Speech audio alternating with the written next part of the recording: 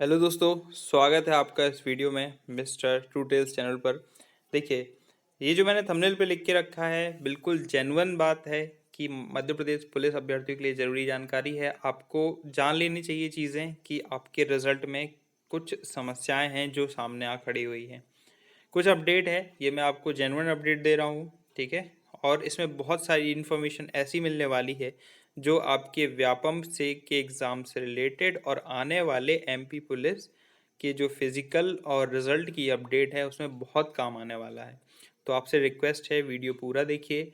अगर आपको जानकारी जेन्युइन लगती है तो सब्सक्राइब ज़रूर करिए, क्योंकि आपकी टिल ज्वाइनिंग तक ये चैनल आपके साथ रहने वाला है और आपको काम की चीज़ें बताने वाला है, ठीक है।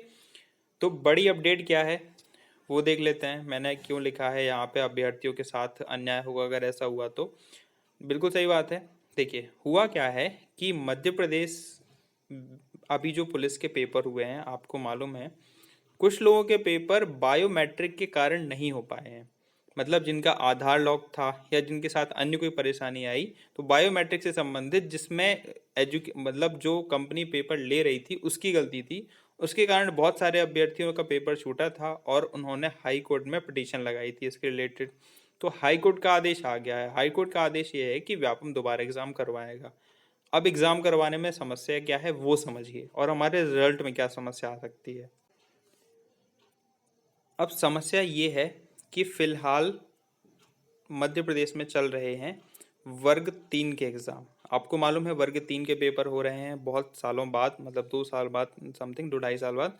तो वर्ग 3 के पेपर चल रहे हैं, ये पूरे मार्च में चलने वाले हैं। पूरे मार्च में से ये पेपर चलेंगे और शायद अंतिम मार्च तक ये चलने वाले पेपर।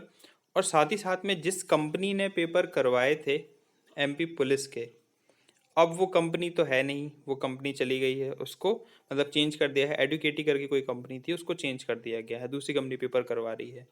तो अब दूसरी कंपनी को पेपर करवाना है वो पेपर जो पहले किसी कंपनी ने करवाए थे। तो एक समस्या तो ये बन जाती है, व्यापम इससे कैसे निपटेगा ये तो उन्हीं के ऊपर है, लेकिन इसमें टाइम कितना लगने वाला है अब वो समझिए।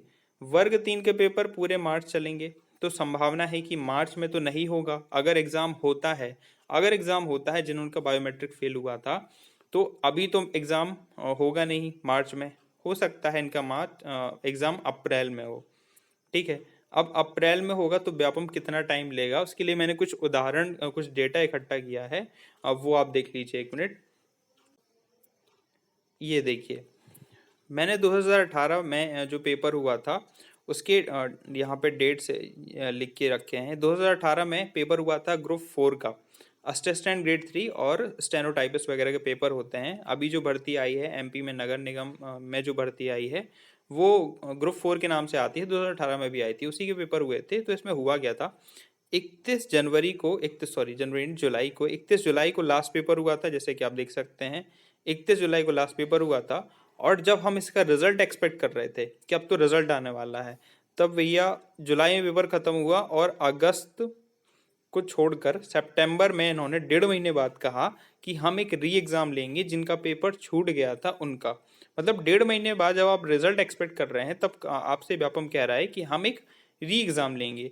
और ये तब है जब कोई पेपर नहीं थे बीच में, कोई भी मतलब दूसरे उसके पेपर नहीं चल रहे थे रिक्रूटमेंट के, तब इन्होंने 1.5 महीने बाद एग्ज़ाम लिया था, ठीक है। तो अक्सर ये ऐसा करते हैं, मतलब 2018 में ऐसा किया था। फिर और भी री एग्ज़ाम के मैंने डेटा लिया है। ये है मध्य प्रदेश 2017 में पुलिस भर्ती का पेपर। 18 सितंबर को पेपर, अंतिम पेपर 18 सितंबर को था, ठीक है। 18/9 लिखा है। और 10 दिन बाद री एग्ज़ाम हुए। जिनके पेपर छूटे, सप्लीमेंट्री पेपर लिखे हुए हैं यहाँ पर। कंप्यूटर लॉक होने के कारण, आधार खराब होने के कारण जिनका पेपर खराब हुआ, तो 27 को और 28 को उनके पेपर करवाए गए 4 शिफ्ट में। मतलब कितने दिन का अंतर था, 10 दिन का अंतर था। 10 दिन में पेपर करवा लिए गए। तो अगर उसको पेपर करवाने हैं, अपनी गलती मान के वो पेपर दोबारा करवाता है सप्लीमेंट्री पेपर, तो वो 10 दिन में करवा लेता है। और ये है पटवारी भर्ती के पेपर। तो पटवारी का पेपर था 29 दिसंबर को, और 10 जनवरी 2018 को उसने पेपर करवा लिया था जिनके पेपर छूट गए थे। मतलब री एग्ज़ाम, मतलब जिनका कंप्यूटर चलते हुए बंद हो गया था। बायोमेट्रिक की समस्या तब भी आई थी, क्योंकि व्यापम वाले सुधरे हैं नहीं, कोई अच्छी कंपनी हायर करते नहीं हैं, तो ये समस्याएं आती रहती हैं। तो अब इस स्थिति में क्या, अभी तो 2000 जो 21 के पेपर हुए हैं, 22 के पेपर हुए हैं, उसमें वर्ग 3 के पेपर चल रहे हैं और वर्ग 3 के पेपर मार्च में ख़त्म होंगे। अब हम कब एक्सपेक्ट कर सकते हैं इसके पेपर? तो हम एक्सपेक्ट करते हैं कि अगर पेपर हुए तो अप्रैल के शुरुआत में, मतलब 15 अप्रैल या 20 अप्रैल तक पेपर हो पाएगा। जिनके पेपर छूटे थे उनका 15 से 20 अप्रैल के बीच में। अब हम रिजल्ट कब एक्सपेक्ट करें? हम तो सोच रहे थे कि मार्च के एंड में या फिर अप्रैल फर्स्ट वीक में रिजल्ट दे देंगे। आंसर ऑब्जेक्शन की लगाई जा चुकी है, ऑब्जेक्शन रेज हो चुके हैं, तो रिजल्ट भी आ जाएगा।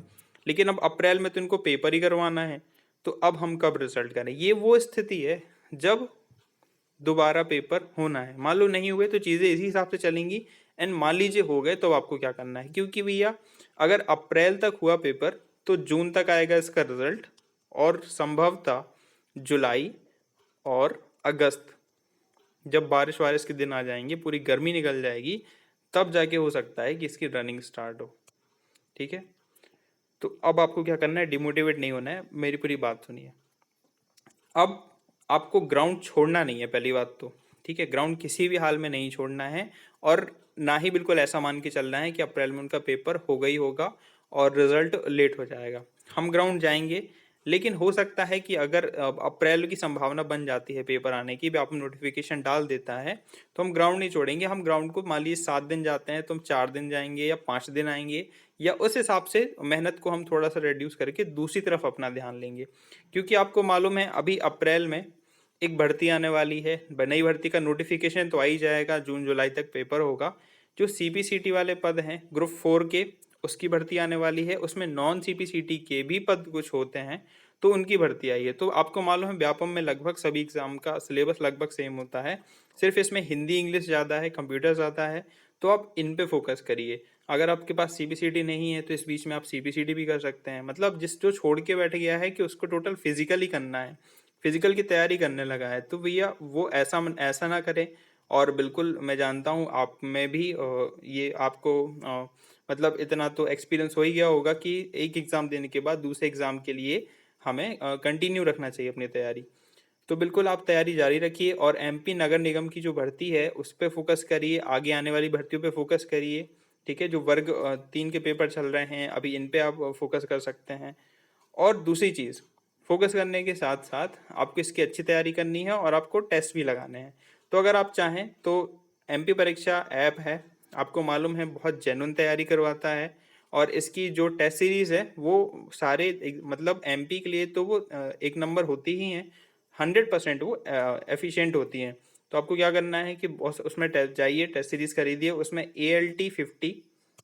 ALT50 कोड यूज़ करेंगे तो आपको 50% डिस्काउंट मिल जाएगा, और 50% ऑफ के साथ आप उसमें किसी भी भर्ती के लिए तैयारी कर सकते हैं, आने वाले MPSI के लिए और दूसरे कांस्टेबल भर्ती जो आगे आएंगी, और फॉरेस्ट गार्ड के लिए।